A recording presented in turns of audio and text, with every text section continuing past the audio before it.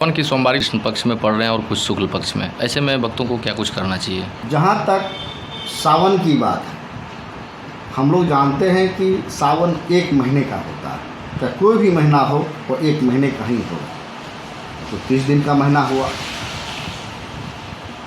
एक महीना में 2 पक्ष होता है, कृष्ण पक्ष और शुक्ल पक्ष। जहाँ तक इस साल सोमवारी की चर्चा है कि इस बार सावन महीने में 5 सोमवार पकड़ा रहा है, तो 5 सोमवारी होगा। ये तो भक्तों के लिए बहुत अच्छी बात है कि आप लगातार 5 सोमवार करने का मौका मिला है।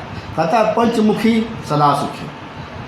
अगर हम लोग 5 सोमवारी करते हैं तो इससे हमको फ़ायदा ही होगा, हानि नहीं हो सकती है। जहाँ तक हमारे बीच जो व्रती हैं, कोई मंगलवारी भी करती है तो कोई सोमवारी भी करती है। तो जो सोमवार का व्रत करेंगे उसके सामने में मंगलवारी का व्रत आ जाता है, तो 2 दिन का उपवास यह कठिन हो जाता है। तो यहाँ प्रश्न उठता है कि पंडित जी 5 सोमवारी किया जाए कि न किया जाए, क्योंकि सोमवार के दिन तुरंत मंगलवार आ जाता है। तो इस बार कृष्ण पक्ष में 2 सोमवार बीत चुका है और शुक्ल पक्ष का प्रथम सोमवार 5 अगस्त 2024 को आ रहा है। अगर कोई व्रती शुक्ल पक्ष या कृष्ण पक्ष दोनों करना चाहते हैं वह कर सकते हैं, या जो कृष्ण पक्ष में कर चुकी हैं और शुक्ल पक्ष में नहीं करने का सामर्थ्य है, या किसी महिला को जो मासिक धर्म का सिचुएशन है वो अगर आ जाता है, उसे कारण अगर रुक जाती है, तो इसमें कोई दोष नहीं है, क्योंकि वो प्रकृति का विधान है, आप उसे रोक नहीं सकते हैं। इस कारण अगर सोमवारी व्रत छूट जाता है तो कोई दोष हमें नहीं लगेगा। इसके बाद का सोमवार हम कर सकते हैं। तो इस बार कृष्ण पक्ष में जो 3 सोमवार आ रहा है, इस तीनों सोमवार आप कर सकते हैं, या नहीं तो सबसे लास्ट का सोमवार भी करके आप अपना व्रत को पूरा कर सकते हैं। उस दिन आपको सोमवार या मंगलवार दोनों का व्रत अगर होता है तो आराम से कीजिए, या नहीं तो शास्त्र में कहीं नहीं लिखा हुआ है कि आप व्रत करके ही पूजा अर्चना करें। पूजा अर्चना भाव की चीज़ है, ये व्रत की चीज़ नहीं है। आप श्रद्धा मन से पूरी आत्मा से दरबार में जाइए, 1 लोटा जल, दूध, दही, घी, मधु, शक्कर, बेलपत्र, भांग, धतूरा लेकर के प्रभु को अर्पण कीजिए, उनको चढ़ाइए और घर आकर के सात्विक भोजन कर लीजिए। चाहे मीठा भोजन कीजिए या नमकीन भोजन कीजिए, जो आपकी इच्छा है वो आप कर सकते हैं, केवल मांसाहारी को छोड़ करके। तो भाव से पूजा होती है। अगर आपके पास भाव नहीं है, मंदिर गए, पूजा अर्चना कर रहे हैं, आज ध्यान इधर उधर भटक रहा है, तो आपका तो पूजा पहले ही समाप्त हो गया। आप पूजा नहीं किए, आप अपने मन के भटकाव को जब आप नहीं रोक पाए तब तो आपका पूजा तो व्यर्थ है।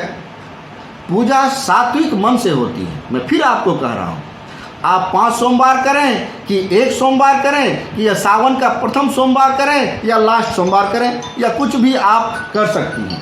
इसके लिए आपको सबसे पहले अपने आप पर कमांड करना होगा।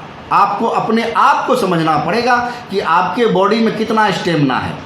सोमवार के दिन भी व्रत हो सकता है, मंगलवार के दिन भी व्रत हो सकता है। आपके शरीर में स्टेमिना है तो सोमवार और मंगलवार दोनों दिन व्रत कर लीजिए। नहीं स्टेमिना है तो सोमवार को आप संध्या में भोजन कर लीजिए, क्योंकि आपके द्वारा बहुत सारी महिलाएं हैं, बहुत सारे पुरुष हैं जो वर्षों से मंगलवारी करते आ रहे हैं। वो तो छोड़ नहीं सकते मंगलवारी को। सोमवारी सावन का महीना तो इस साल आया है, इस महीने में घुसा है, तो आपका मंगलवारी टूटे नहीं। इसलिए आप बेहिचक सोमवार को पूजा अर्चना करके भोजन कर सकते हैं। सात्विक भोजन कीजिए, मीठा भोजन कीजिए, तो आपका वह ही पूजा हो गया।